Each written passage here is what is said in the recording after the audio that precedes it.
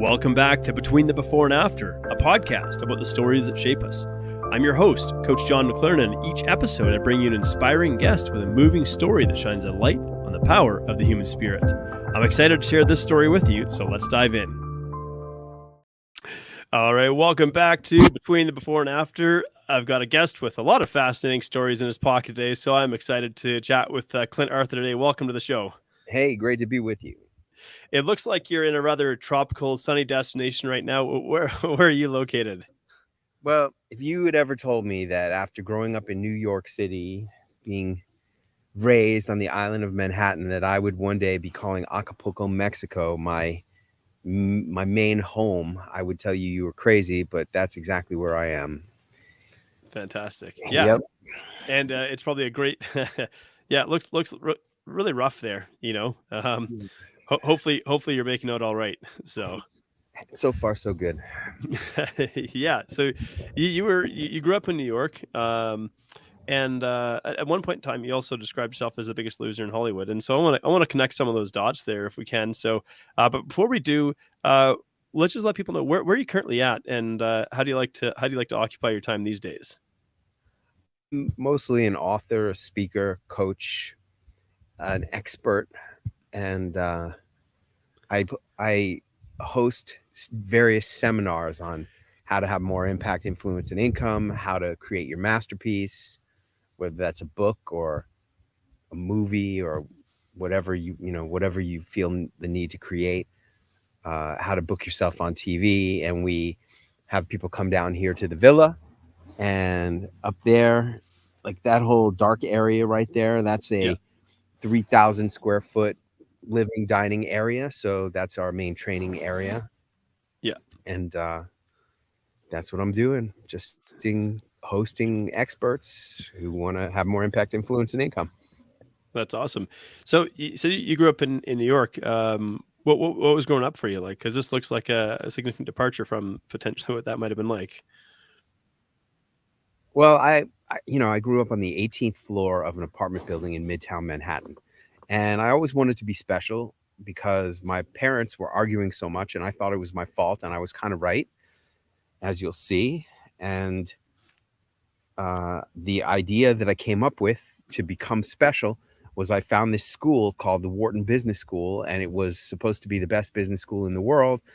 And I figured if I could go to the best business school in the world, that would put me on the path to becoming special enough that my parents would stop arguing. So I graduate from the Wharton Business School, and I go home to get the attaboys. And what happens? They get into the biggest argument of all time. My dad storms out of the house, slams the door, and I turn to my mom and I go, Mom, the way he resents you all these years, have you been cheating on Dad? And I'm thinking, holy cow, where did that question even come from? I never even thought that question before. And then I'm thinking, wow, how did I get to be such a rude person to ask a question of that, like that, of my own mother? And then I'm thinking, why ain't she answering the question? And then she goes, he's not your real father. Your real father was a doctor at the fertility clinic we went to for 6 years, trying to have you, and you look just like that guy. What? Wow. So that explains, at least in some sense, the resentment that was kind of felt towards you, because yeah. And up to this point, you didn't know this. You weren't aware of this fact. I had no idea. Just dropped out of the sky right into my lap. So what do? The next day, I call up the investment bank on the 87th floor of number 1 World Trade Center. Yeah. And I get the vice president on the phone. Mr. Vice President, sir, I appreciate the offer to come and be an investment banker with you, but I decided I don't want to be an investment banker anymore, even though that's what everybody graduating from Wharton Business School wants to be. And what did I do instead? I ran out to Hollywood and started going on auditions and writing screenplays. And I chased the Hollywood dream for 13 years. Okay. And what that really looks like is I was a very special person. After about 7 years, I had maxed out all my credit cards, and everybody who could lend me any money, and I got a job driving a taxi, and I drove that taxi for more than 6 years, And I tell you what, there is no worse job to have. There's nothing lower status in Hollywood than being a taxi driver. Nothing. Mm. So So you would have been about 20 in your early to mid 20s when you made a run for Hollywood. Is that right? yeah, yeah. And you had this dream. So when you were heading out to Hollywood, you go, okay, I don't want to be an investment banker. Head out to Hollywood. What were you picturing was going to happen when you went out there? I was going to be a movie star. I was going to be a Academy Award winning screenwriter and actor Yeah. and producer and director. I wanted to be like Spike Lee. Okay. Yeah. So yeah, and what did you envision the path looking like? So you're going to go out there, in your mind again when you're young, sort of, you got all these grand ideas in your head. What did you picture that path looking like? I was going to write a screenplay, and I wrote 30 screenplays, some of them with partners, some of them on my own. I figured, me and one of my actor friends who was somebody, one of my screenwriting partners was the host of BET Comic View. Okay. That's a big show. And, people that came out of that were Martin Lawrence and um, a lot of major comedians were the host of that show. And he and I wrote a comedy screenplay, and we were going to star in it. And I thought for sure, we were two Navy chefs Okay. who got off the boat at the wrong end of Crenshaw Boulevard and had to get to the captain's house to cook his Christmas dinner. Doesn't it sound funny? And that should have been a real movie. And, people told us that it was going to be a real movie, but it never became anything. Yeah.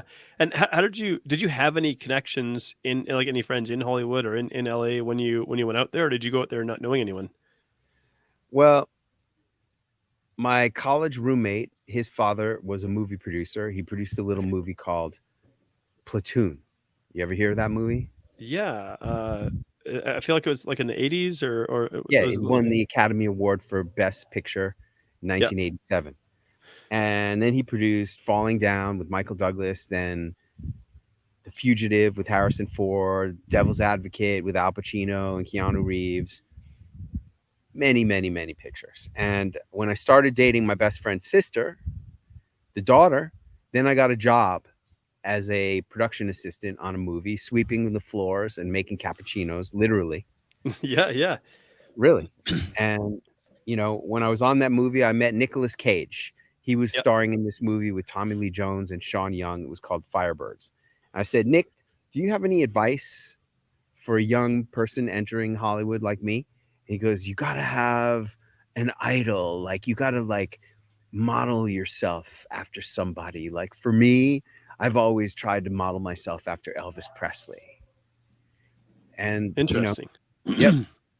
And it's true. You need to, a lot of people say similar things like Tony Robbins. You know who Tony Robbins is? Yes. Yeah. Okay. Well, Tony Robbins, he says you got to model success. You think everybody knows who Tony Robbins is, right? I would say he's one of the more well-known names on the planet, but I imagine still if we were to do a survey of people on the planet, there's probably still a relatively small percentage that are aware that he exists. That's correct.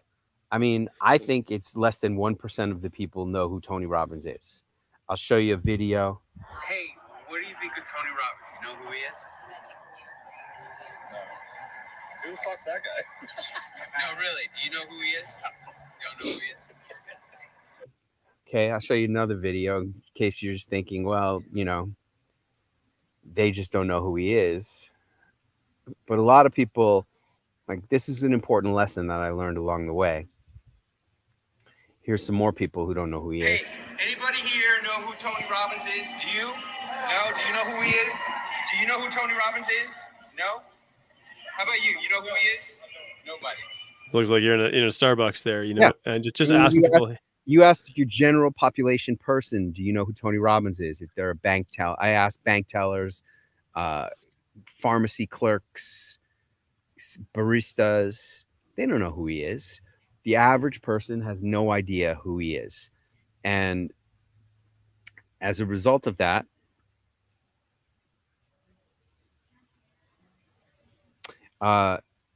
he is what I call a celebrity entrepreneur. Mm-hmm. Okay, he's not a celebrity, but to his clients and prospects, he is a celebrity. Right. And like, you know, you probably would never have stopped to think about this, but I first thought about this when I was, you know, who Tim Ferriss is?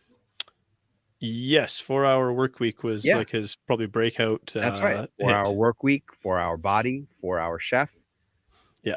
He has the Tim Ferriss podcast, one of the top 100 podcasts on the internet. And I was asking my daughter when she was a senior in high school, I said, "Hey, what do you think of Tim Ferriss?" She said, "Who?"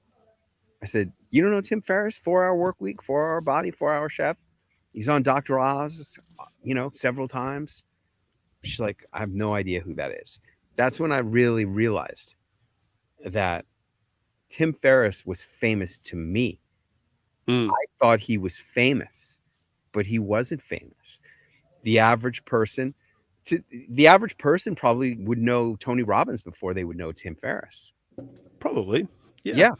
And yet Tim Ferriss was like the most famous person in the world to me at that time. Everywhere I looked, in every social media feed, there was Tim Ferriss. There was Tim Ferriss. Because why? Because I was Tim Ferriss' demographic. I was his target market.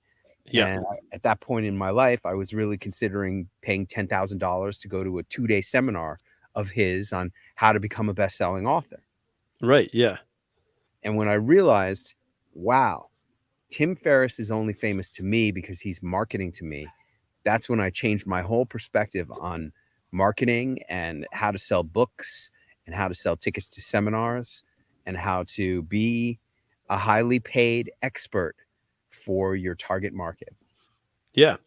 And that's kind of a fascinating anecdote. So, and I appreciate you sharing that. And I wanted to zoom back a little bit here because again there's a little bit of a path that took you to get to where you are, where you're doing exactly what you're describing here.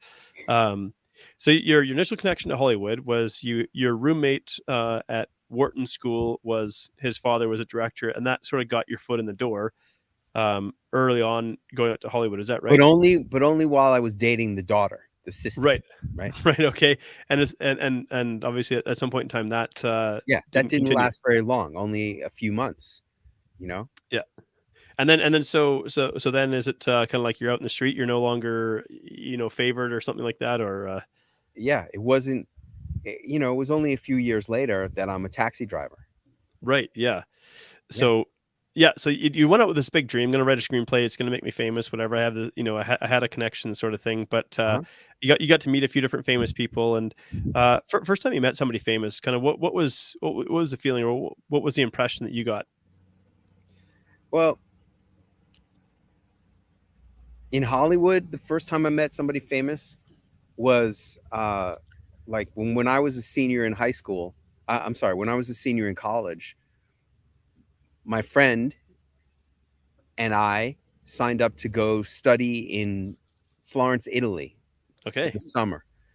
And then he goes, "Hey, man, we're going to go meet my parents in Rome because my dad is getting an award for the best foreign film for Platoon from Okay. the Italian Academy Awards." And I said, "Okay." So we go to that, and at the awards banquet, I sat next to Marlee Matlin. Do you know who Okay. that is? I don't.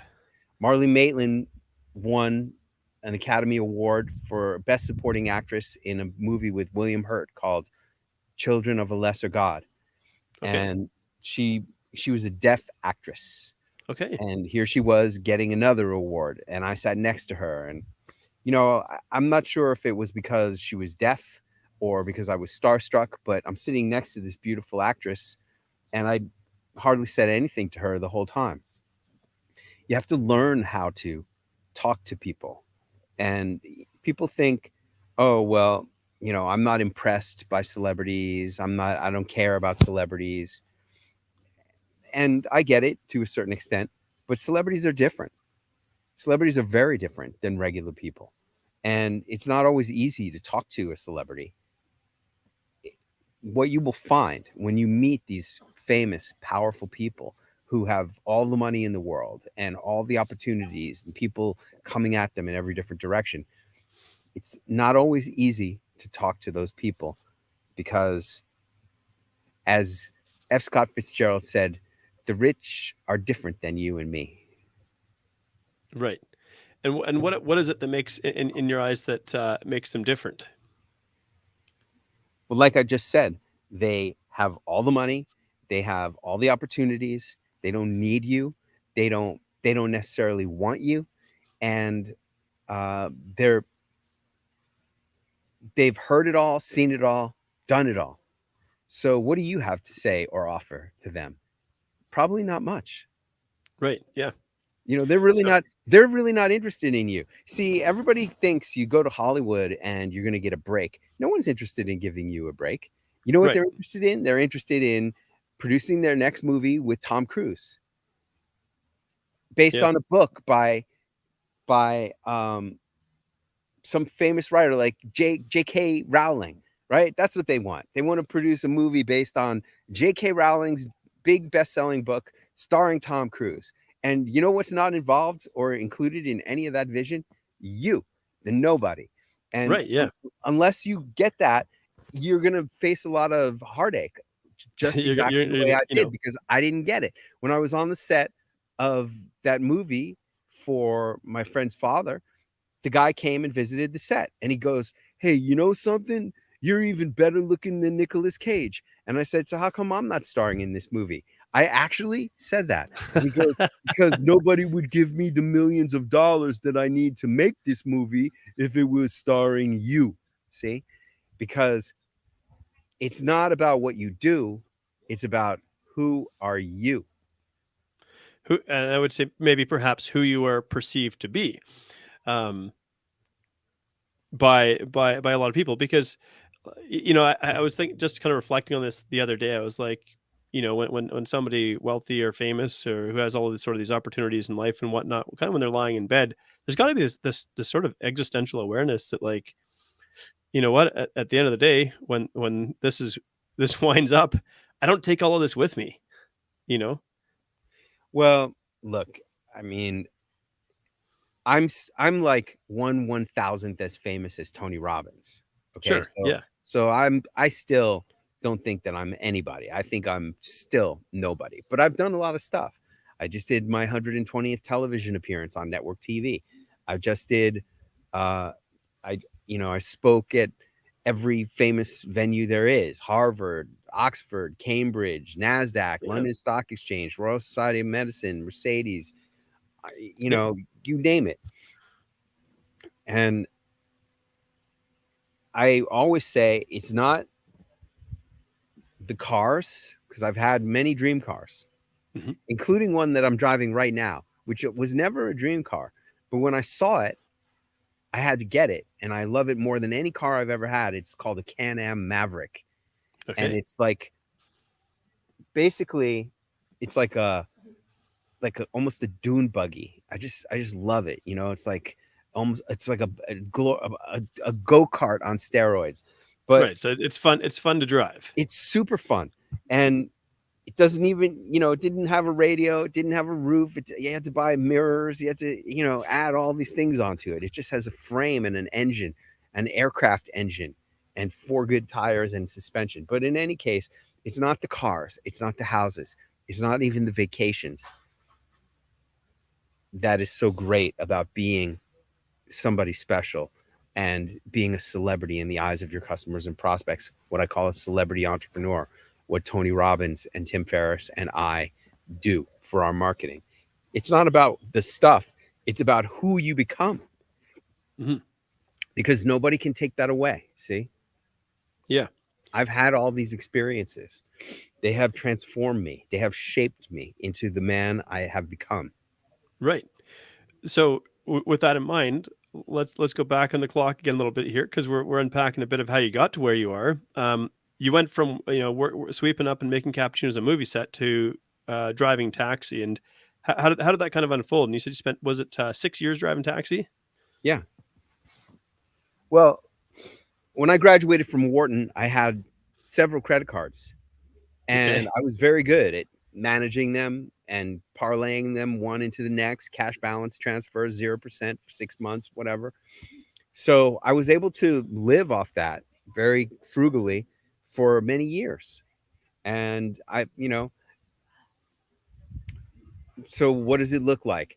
It looks like me smoking a lot of cigarettes and having parties because you're supposed to have parties in Hollywood to meet people, and Right. smoking pot and drinking alcohol and writing screenplays. I wrote 30 feature film screenplays in my 13 years.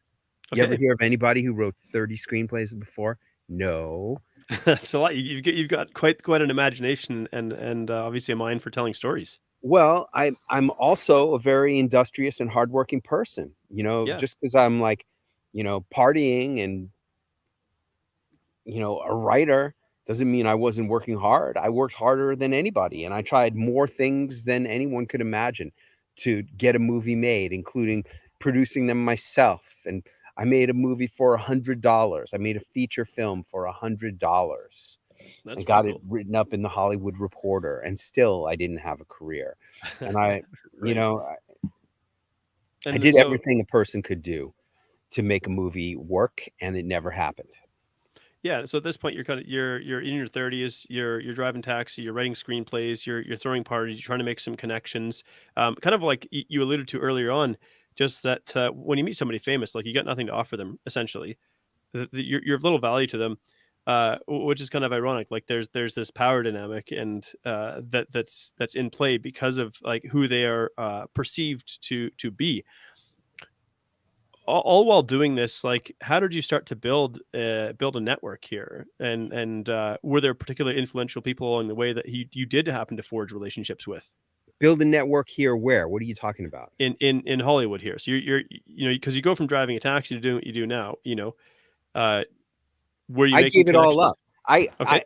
okay, after so where were you on December 31st, 1999? Were you getting Y2K cash out of an ATM? Were you partying with family and friends? I'm behind the wheel of yellow cab number 6087. In the Yep. backseat of my cab that night are these two guys who are MBA interns at Goldman Okay. Sachs. I'm listening to their conversation. Hey man, did you hear about Mr. Carrera? They made him the last partner right before the Goldman IPO. I'm like, hey, you guys talking about Chris Carrera? How do you know Mr. Carrera? Chris Carrera was a pledge in my fraternity when I was at Wharton. When I was the pledge master, I used to make those little punks dance around the living room of the house with their tidy whities on top of their heads. And now this little punk just cashed out a gazillion dollars as the last partner in the Goldman Sachs IPO. And that night I went back to my little boat I'm living on in Marina Del Rey because that's the cheapest way to survive. Yep. And I transformed my pillow into a sponge. $513 driving a taxi. I was supposed to be special. Like, where was Chris Carrera partying at the Rainbow Room? Why couldn't I be like that? All my friends were becoming millionaires and billionaires, and I'm driving a cab making $513. So I swore, that's it. I'm never going to write again. I quit writing forever. That was the second time I quit writing forever. Yeah. And I focused on making money and trying to salvage my life and pull it out of the ditch I had created for myself. I was terrified. I was never going to be able to have even a normal freaking life. So And I just how old focused were you on at this making time? money. I'm 35 years old. Okay. So were you falling back on your Wharton education here, saying, okay, I'm going to go into something that makes me money?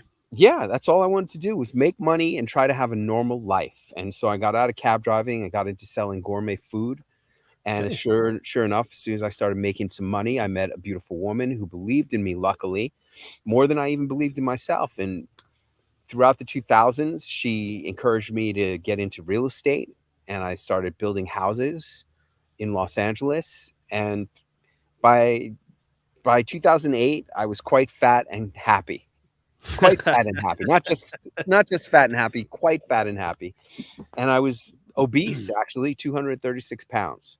Yeah. And I went to a men's self-help campfire in October of that year. You know what was going on? The world was melting down.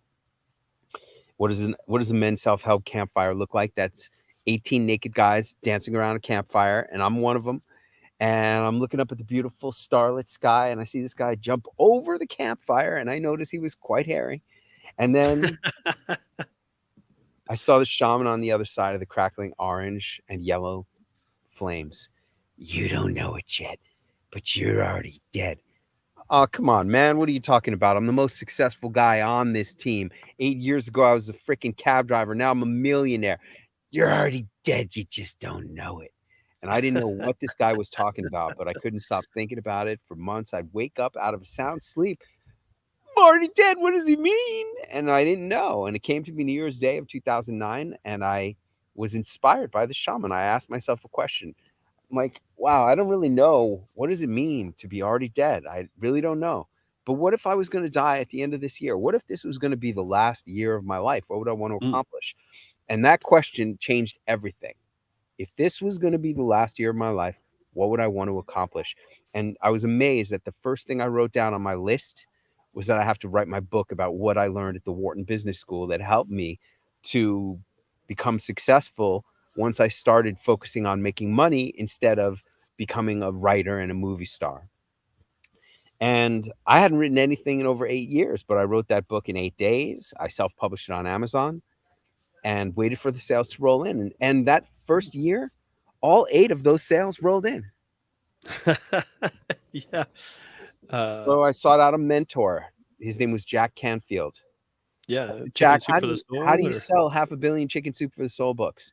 He goes, well, you got to become kind of famous. You got to go on TV. You got to go on the radio. And got to make people think that you're somebody.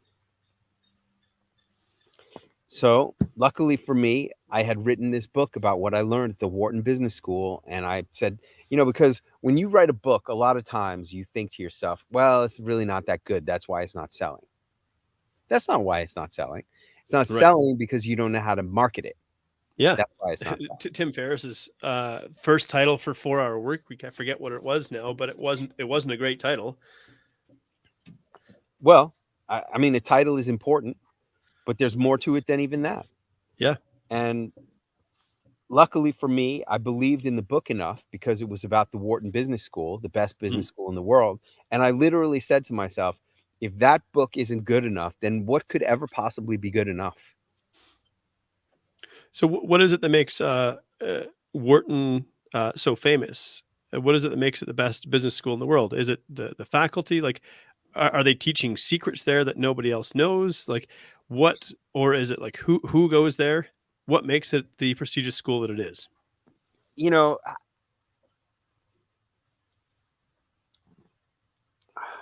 That's a good question. It's a bigger question than we have time for in this podcast. But I will say that what I expected when I went there was that, I read in the encyclopedia, and for those viewers who are too young to know what an encyclopedia was, that was like Google, but in books. Yeah, that's a good way of putting it. Yeah. We used to have the World Book Encyclopedia. That's what I had, and I pulled the W down off the shelf and I opened it up, and there's the Wharton Business School. And it said that the titans of industry would send their kids to the Wharton Business School to learn how to make money. And who was there when I was going there? Well, one of my fraternity brothers was the 5th generation of Omaha Steaks International. You ever hear of them? I haven't, but I imagine Omaha probably Steaks International.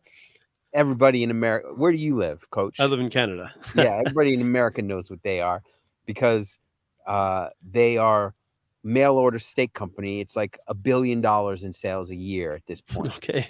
Yeah. Okay. Then who else was in my fraternity? This guy, his father had his name on the building at the Wharton Business School. The building you go to is called Steinberg Dietrich Hall. This guy, John O. Steinberg, was one of my fraternity brothers. His father owned this big insurance company. He greenmailed Disney. Today, like 2 weeks ago, John O. Steinberg had his company listed on the New York Stock Exchange. He has a $100 billion ETF called Wisdom Tree that he invented. That's another one of my fraternity brothers. Okay. And another one of my fraternity brothers today, he owns the most expensive private house in Hong Kong. Okay. And Hong Kong is the #1 most expensive real estate market in the world. These are the kind of people that go to the Wharton Business School. And I think probably what makes the Wharton Business School what it is who goes there. Because Right. it's all about who, right? Who is more important than what? It's not what you Absolutely. learn. It's not what you do. It's not what you sell. It's who are you that matters the Right. most. who are you connected to?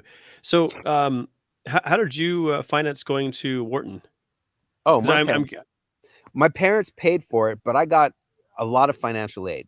I came from a lower middle class family. And one of the things that you don't know about going to Ivy League school is if you want to go to an Ivy League school, go. They have so much freaking money. All the financial aid is financially based financial aid. It's need based.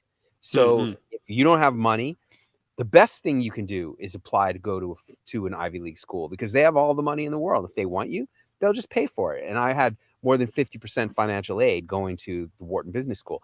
The interesting thing was my friend Evan, he never had any money. His father was the movie producer. He never had any money. And when we were roommates in the fraternity in sophomore year, he never had any money. We had to get a job. We were both like working, selling tickets to the movies, getting $5 an hour through work study. And I said, how come you don't have any money? And he goes, well, my dad was partners in a bank with Johnny Carson, and the bank went bankrupt, and my dad was left on the hook for $6 million, and that's why we don't have any money. And I said, well, why don't you apply for financial aid? Because his father was paying full boat. Yeah. And he said, well, it's not cool to be on financial aid. Isn't that funny what our ego will you know? Then I go and visit him in Los Angeles after that sophomore year living in the fraternity with him as my roommate. I go to California to visit him in Beverly Hills, and he pulls up to the curb in the airport in a BMW convertible, pretty new one. And I go, how do you have a BMW convertible if you don't have any money and your dad has $6 million in debt? And he goes, we have to look good. That's the whole game. Well, he made quite a lot of money that year. In 1982, let's see. Yeah, in 1982, he had a movie that he produced called Porky's. You ever hear that movie? I didn't hear it. I was born in 1982. That was the 5th highest grossing movie of 1982. Okay. So by 1986, 87, like I'm there visiting him in like 1985. And by 1986, he's starting to have money coming in from suing the distribution company to get his money from Porky's. And then when he produced Platoon, then he had to sue to get his money from that, and that's when he got a lot of money. Okay. That is the director, your friend's dad. Yeah, or producer. Yeah. Okay. So that's the nature of the industry isn't exactly kind. If you have to fight and sue to get what would be rightfully yours for what you've produced. What industry is kind? Do you know? I don't know any. I've had to fight and scrape for every dollar. I've had to fight and scrape for every opportunity. I've had to fight and scrape for every place that I've gotten to speak or every celebrity that I've worked with. I've had to fight and scrape for them all. I don't know any industry. And even selling butter, that's not kind. Yeah. None of it is kind. Yeah. That's the reality of the business world, is that it's not necessarily a nice place because everybody is looking out for their own best interest. Well, there's a lot of slime balls in the world too. I was doing an interview a couple months ago, and some millennials on the live stream, and they go, so like, is your advice that I should just keep working and doing what I love and that the money will follow? And I'm like, nothing has ever followed for me. Yeah. That's like the false dream that gets sold to like the up and coming generation. Just follow your heart and do what you're passionate about, and money will fall into your lap. If you want money, you got to go out and make money. You got to go fight, and you got to learn how to sell. You got to learn how to figure out ideas that people want to buy, and you got to sell them to people and get the money. Yeah. Well, if you can't sell, then you can't make money. If you can't speak, which essentially is if you can't speak with confidence about what it is that you're offering, it's going to be a struggle to earn an income. You're exactly right. And when I was on Fox Business Channel, I said selling is a transference of confidence. Yeah. Essentially what it is. It's money is a medium. Money is just a placeholder of the expectation of value that's going to be received. Yeah, I would say that. People only give me money because they expect to get value. Right.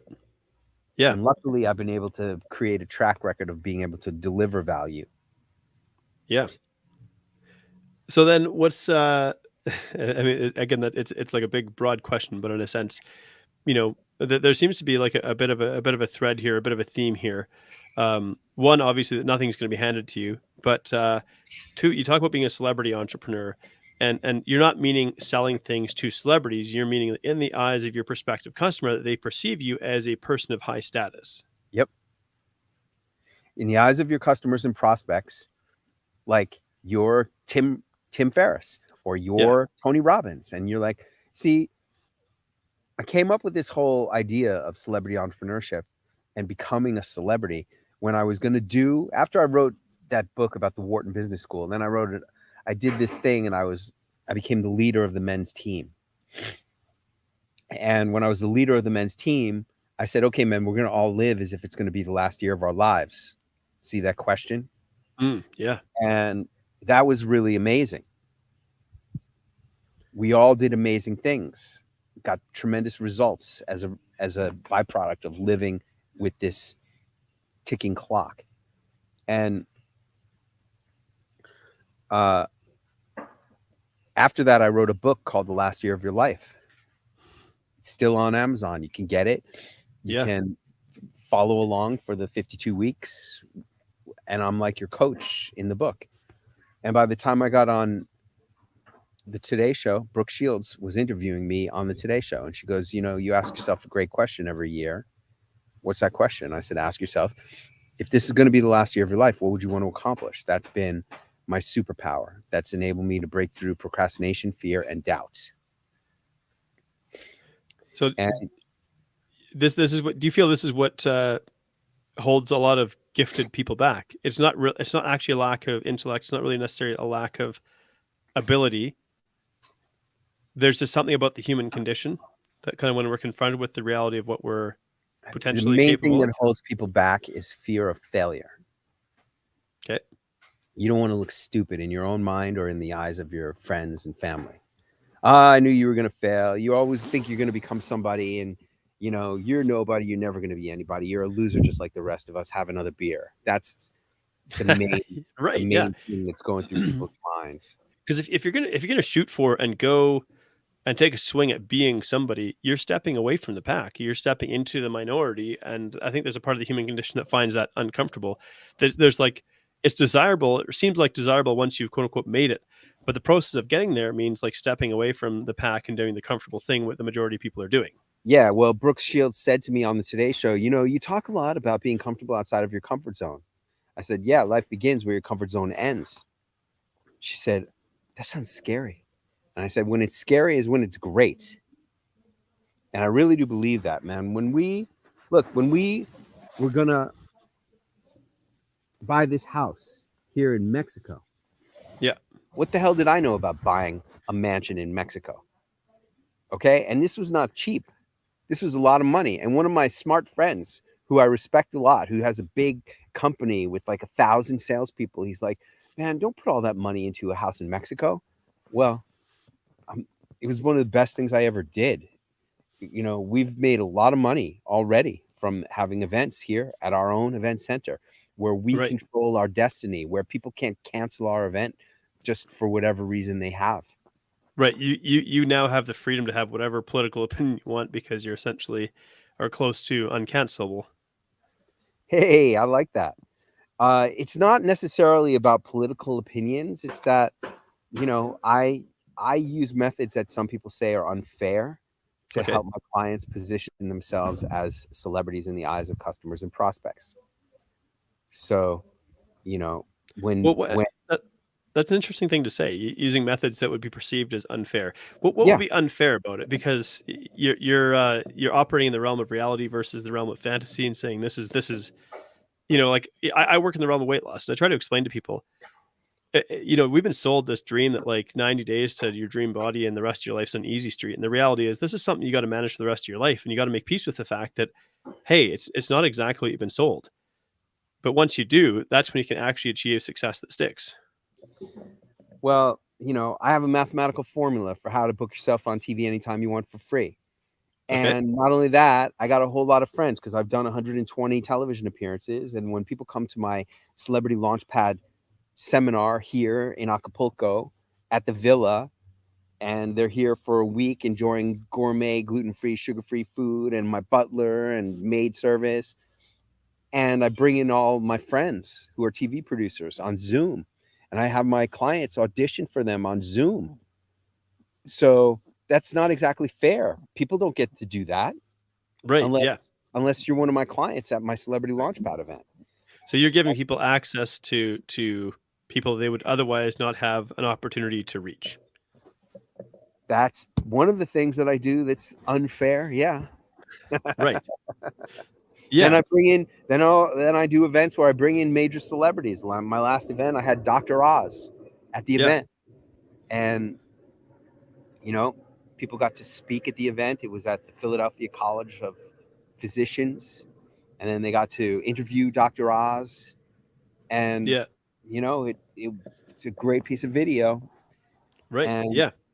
just knowing what I know about how to be a celebrity entrepreneur is kind of an unfair advantage in itself. Right. So people, haters gonna hate. That's really what it comes down to. So you've built your way into this position, where you're now well connected. You can call up any variety of famous people, reach out to them and be like, hey, would you like to come to the next event? And maybe their schedule's free and they decide they're going to come, and so on and so forth. So you're in this extremely enviable position in life, in a sense. You probably could retire if you weren't ambitious, and just sit back and rest on the fruits of your labor. But it seems like this is not what you're doing. You decided not to do that. No, I've worked my whole life to get to this point. Sorry about that. Yeah. Hopefully it won't be cutting more. Yeah. I've worked my whole life to get to this point. See, that I'm going to be writing a new nonfiction book. I love to write. I'm a writer. That's my problem. Yeah. My real problem is I'm a writer. That's my real problem, really. And I'm going to write a new nonfiction book, and I'm going to write a novel over the Christmas, New Year's break. I'm going to Italy with my wife. We're going to stay at our favorite hotel on points for free again. And all of the work that I've done, positioning myself as a celebrity, is about the books that I'm writing now and in the future. So, for example, my most recent book that was published not this past August, but the August before, August of 21. It's called Wisdom of the Men. And it took me 7 years to write that book. And it's about the smartest stuff I learned from the most famous people in the world. Every one of them is an international superstar or one of the 5 presidents of the United States that I have personally met. And there's photos of me in the book with every single one of these people. So,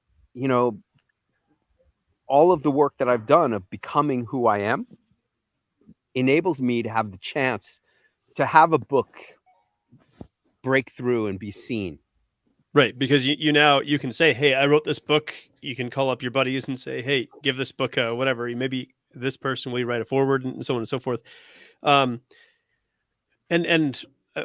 sort of winding down at the end of the episode, but in a sense, we've jumped over a few steps here, probably because there's more detail than can be explored in a short, time frame like this. But it seems like the catalyst for a lot of this is when you connect with Jack Canfield and he explained to you selling a book is about who people perceive you to be, and guided you down this path in a sense of becoming exactly that, a celebrity entrepreneur. And then, you decided, okay, if I'm going to do this, I'm going to have to hustle my butt. I'm going to have to get myself in front of people, and I'm going to have to believe in what it is that I'm speaking and sharing. And you just built up kind of a snowball of momentum. Momentum is a key thing. It's the hardest form of energy. Everything is about energy, especially TV. TV is all about energy. And the hardest kind of energy to have is momentum energy, because you can't start with momentum. By definition, you start with no momentum. And so when you get momentum, you got to keep going.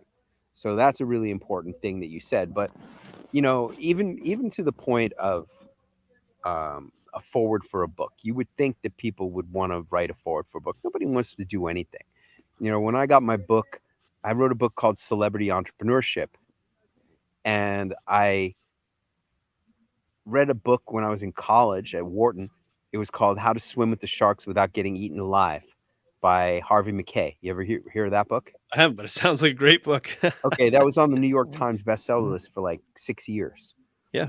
And Harvey McKay wrote a blurb on the back of my book, Celebrity Entrepreneurship. And you know how I got him to do it? I had to, I made him throw it in as a bonus when I signed up for his $9,000 seminar. That's the whole reason I took his seminar. Is to get him to write on the back that and get blurb. his name. Okay?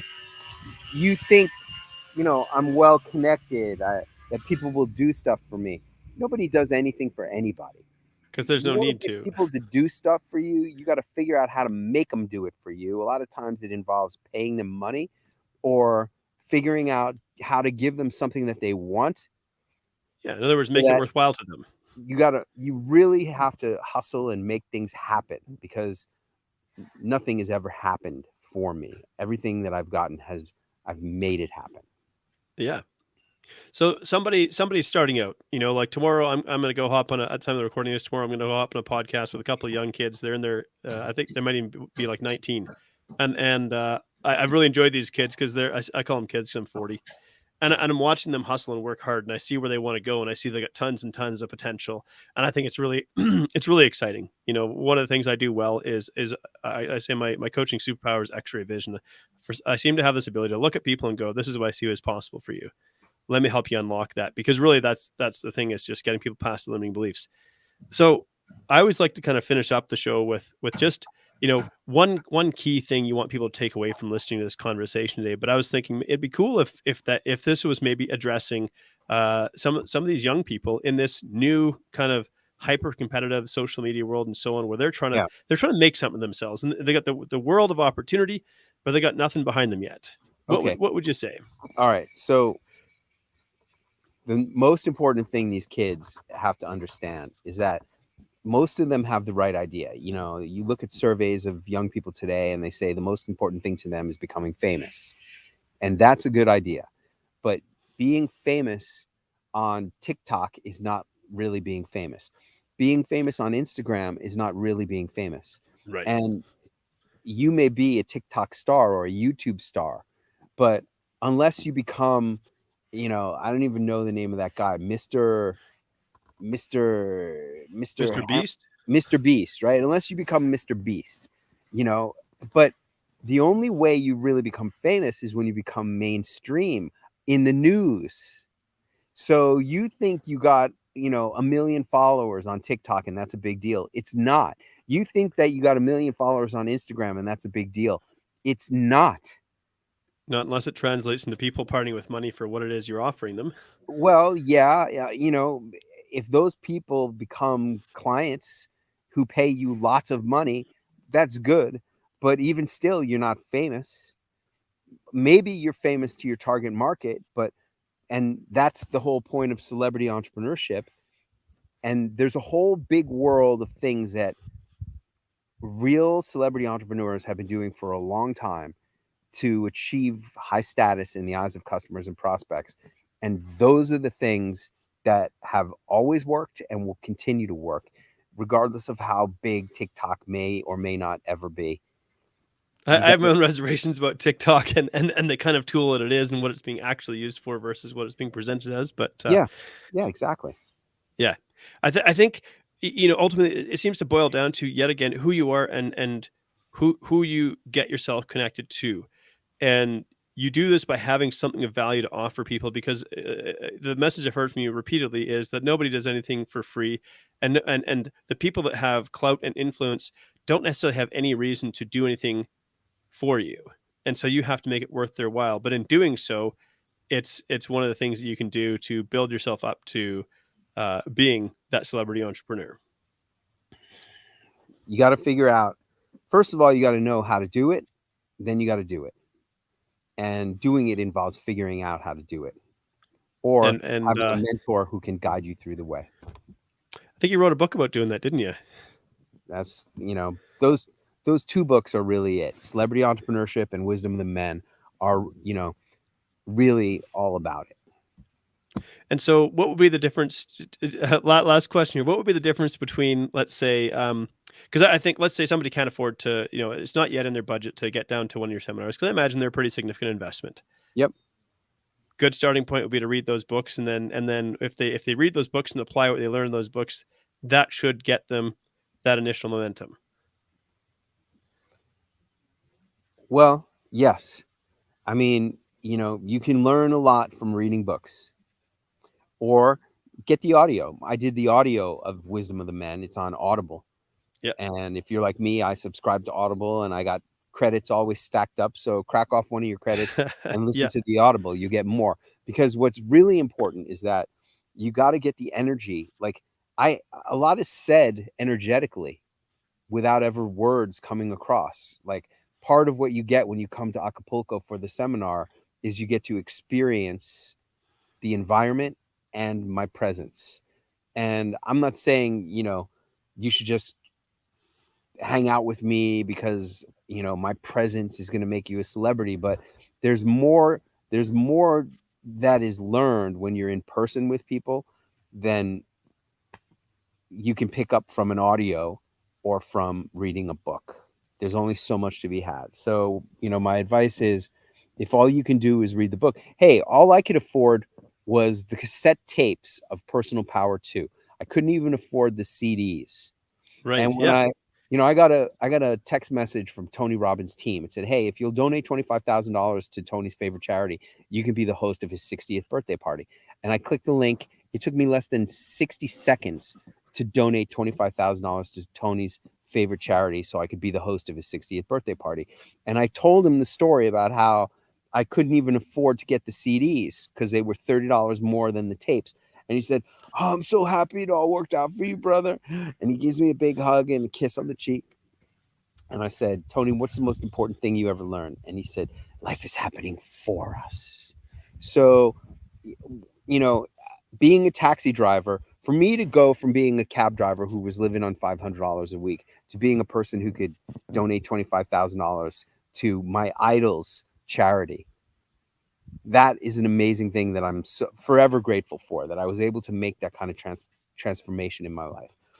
And, if I hadn't gone through that transformation, it wouldn't mean as much to me. And I don't know that I would even be alive today. I don't know. I mean, there's a lot of times that I should have died. I really do believe life is happening for us. Yeah. There's a difference between, earning an Olympic medal through your effort and buying one at the pawn shop. You've worked hard to get to where you're at, and that's why you have a level of appreciation for it. So, well, Clint, man, there's lots more to talk about, but I think it's been a pleasure chatting with you. You've got you've worked yourself into a great position. You got a lot of wisdom to share. I've truly enjoyed it. We'll definitely drop some links in the show notes for people to figure out where they can learn more about what it is that you do, the books that you wrote. Hey, you might be the next one on the Dose of Keys commercial of like world's most interesting man. You just never know. So, oh, thank you very much. That's nice. It's truly been a pleasure, man. Thanks so much for spending time hanging out today. All right, my pleasure. Have a great one. Thank you so much for tuning in to Between the Before and After. If you've enjoyed this episode, please subscribe and leave a review because that helps this podcast to reach and inspire more people.